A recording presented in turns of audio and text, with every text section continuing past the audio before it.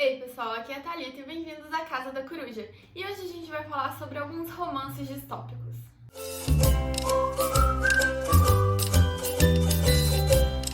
Nos últimos tempos a gente tem visto muitos livros serem publicados abordando a questão do papel da mulher na sociedade, do machismo, do empoderamento das mulheres. E alguns livros abordaram esse tema dentro do gênero da distopia. E eu já li 4 desses livros e hoje eu vou falar pra vocês quais foram os meus preferidos e quais eu não gostei tanto assim. Eu vou começar falando dos que eu menos gostei pro que eu mais gostei. E na verdade, esse primeiro, eu não gostei foi nada. Que é O Poder, da Naomi Alderman. Nesse livro, as mulheres começam a desenvolver uma espécie de poder eletromagnético. Elas conseguem dar choque com as suas mãos. Isso acontece por causa da evolução genética natural das mulheres, que um órgão que antes ele era totalmente inativo, não fazia nada, ele passa a desenvolver essa capacidade de dar choques elétricos. E com isso, as mulheres que eram consideradas o sexo frágil começam a ser o sexo forte e começam a dominar toda a sociedade. Elas começam a ter os cargos de maiores poder nas empresas, começam a governar todos os países, começam a subjugar os homens porque agora elas podem. E é exatamente nesse ponto que o livro me perdeu completamente. Eu acho que, na verdade, esse livro ele não trata do feminismo. Ele trata do poder e como o poder pode corromper as pessoas e como o fato de uma parcela só da sociedade ter o poder único e exclusivo pode ser prejudicial. O que eu acho que o livro queria falar é que é necessário ter um equilíbrio entre todo mundo para que ninguém abuse de ninguém. Só que como esse livro foi vendido como um romance distópico em que as mulheres passam a ter todo o poder e passam a ser as melhores pessoas do universo, eu fiquei muito decepcionada com o livro. Porque enquanto eu tava lendo, eu não tava vendo uma defesa das mulheres. Eu tava vendo um ataque mesmo, falando que se a gente conseguisse algum dia chegar no poder, a gente ia ser tão ruim quanto quem tá agora. A gente ia subjugar e maltratar tanto o outro gênero quanto a gente é maltratado e subjugado agora. Então eu acho que o problema desse livro, na verdade, foi o marketing. Ele deveria ter sido lançado como uma distopia contra o abuso de poder, contra a necessidade de equilíbrio nas relações sociais e não como uma distopia feminina. Então, como eu fui lendo com uma expectativa e a minha expectativa foi 0 alcançada, eu acabei dando 2 estrelas só para esse livro. Os próximos 3 livros que eu vou falar, eu gostei de todos eles, mas alguns detalhes fazem uns serem mais preferidos que os outros. O segundo livro que eu vou falar é Terra das Mulheres, da Charlotte Perkins Gilman.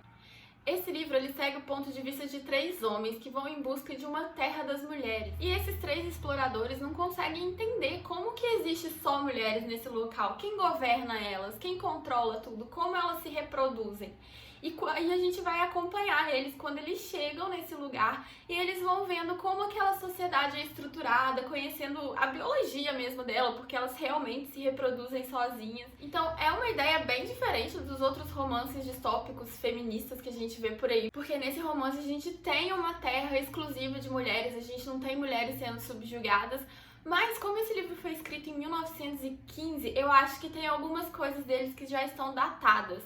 Por exemplo, nesse livro a importância da maternidade é assim, absurda. Todas as mulheres que vivem nessa terra, elas vivem principalmente para ter filhos. Ter filhos é o objetivo de vida de todo mundo. E hoje, com a evolução do feminismo, com a evolução de várias outras questões, o que a gente defende, na verdade, não é a supremacia da maternidade, é o poder de escolha da mulher de querer ser mãe ou não. Esse é apenas um dos pontos que são meio datados no livro.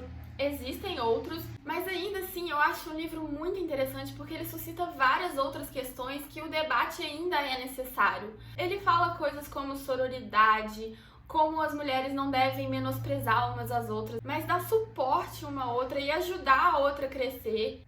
Fala da questão de como nós podemos fazer tudo que os homens fazem, que não existe isso, porque elas são mais fracas, elas não conseguem mexer com coisas que tenham relação com força, trabalhos manuais. O livro levanta muito essa questão de que, na verdade, o que tem-se hoje que não é trabalho de mulher é uma construção cultural. Não é trabalho de mulher porque nunca deixaram as mulheres fazer, porque nunca deram a oportunidade de mais mulheres desenvolverem essa habilidade justamente por esse preconceito.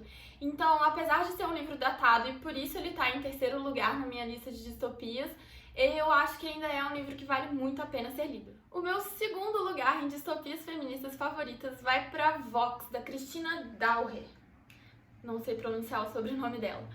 Mas esse livro, na verdade, até o finalzinho dele, ele tava ficando em primeiro lugar. Porque a história em si eu achei muito mais interessante do que o livro que ficou em primeiro lugar, que vocês já vão saber.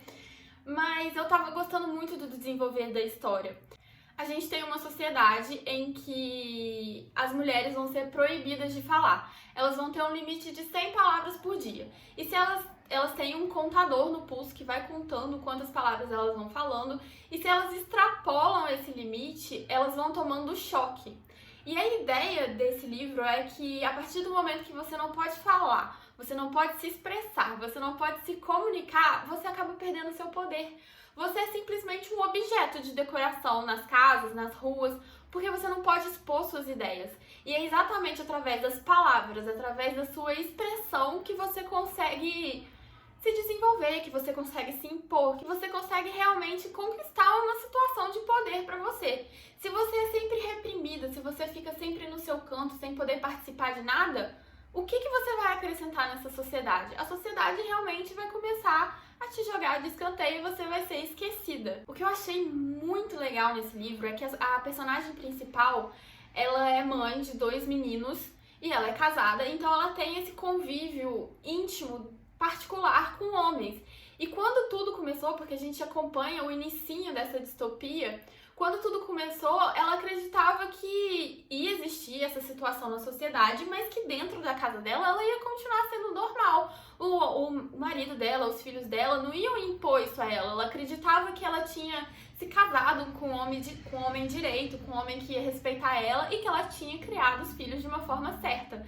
Só que quanto mais eles convivem nessa sociedade, quanto mais essas ideias são impregnadas neles, mais eles vão se convertendo a esse novo mundo. Eles acham certo que ela não possa falar, eles reprimem ela quando ela fala alguma coisa mal contra o governo, e a gente vai vendo ela começando a desenvolver uma raiva interna, uma aversão a esses homens que ela ama, que são parte da família dela, mas que ao mesmo tempo a menosprezam e a colocam assim, o cocô do cavalo do bandido. Esse aspecto do livro de você ver como a mentalidade dos homens vai mudando de acordo com que eles vão convivendo com esse poder, de acordo com que vão falando que eles são superiores, eles vão se acreditando superiores, e o desespero mesmo das mulheres não poder falar. Inclusive, ela tem também uma filha que já nasceu dentro dessa sociedade, então a criança acha super normal ela não falar. Como ela só tem uma palavra, um número de palavras limitados, ela acaba não falando nada para não gastar. E a criança acha normal ela não falar nada. E a mãe fica desesperada de ver que a filha dela não tem nenhuma oportunidade, que a filha dela vai ser sempre essa pessoa objeto mesmo, que não tem função nenhuma na vida. Essa parte psicológica do livro é incrível.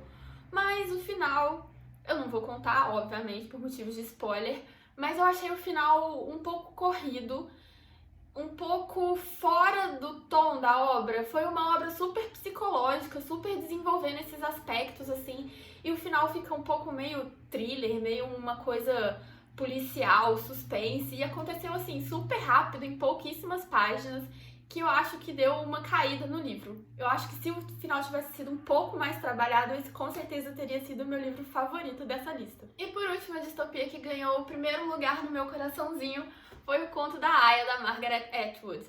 Essa distopia já é super clássica, eu acredito que a maioria de vocês já conhecem, mas com certeza é um livro sensacional. Ele é um pouco mais lento que Vox e talvez tenha um pouco menos de análise psicológica das personagens do que em Vox. Então por isso que Vox estava ganhando o primeiro lugar até o final. Mas eu acho que esse livro como um todo, ele é uma obra mais bem acabada, uma obra mais coesa. Nesse livro, a gente vai ter um futuro distópico com um governo autoritário em que ele vai retirar todos os direitos das mulheres. E a partir desse governo, as mulheres vão ser divididas em castas. Vão ter as mulheres que vão ser designadas apenas para serem esposas, as mulheres que vão ser empregadas, e a gente vai ter as aias, que vão ser as mulheres que vão dar à luz aos filhos. Essa divisão em castas acaba criando uma divisão entre as mulheres. As esposas detestam as aias porque as aias têm que dormir com seus maridos para dar filhos a eles. As empregadas detestam as aias porque acham que elas só estão ali para dormir com todo mundo. Então, assim, a gente realmente vê uma ruptura entre as mulheres, o que faz com que elas não consigam se organizar, se juntar, se unir para lutar contra esse governo, o que faz com que elas permaneçam sempre sob o poder desse governo autoritário e altamente machista. Eu senti um pouco de falta de mais de expansão do universo, de um pouco mais de explicação de como tudo aconteceu, de como as mulheres deixaram chegar a esse ponto. E o final também me deixou um pouquinho decepcionada, porque foi um final meio aberto, a gente não sabe exatamente o que aconteceu. Mas ainda assim, foi um livro 5 estrelas, eu amei demais, quero muito ler a continuação. Já falaram que nessa continuação a gente tem uma visão mais ampla do mundo, então eu acho que muitas das necessidades que eu senti lendo esse livro de complementação, eu acho que vão ser respondidas nesse novo livro. Mas O Conto da Aia é um livro perfeito, 5 estrelas, e todo mundo tinha que ler. Então é isso, pessoal, eu espero que vocês tenham gostado dessa minha comparação entre as distopias feministas que a gente tem por aí, e eu vejo vocês no próximo vídeo. Tchau!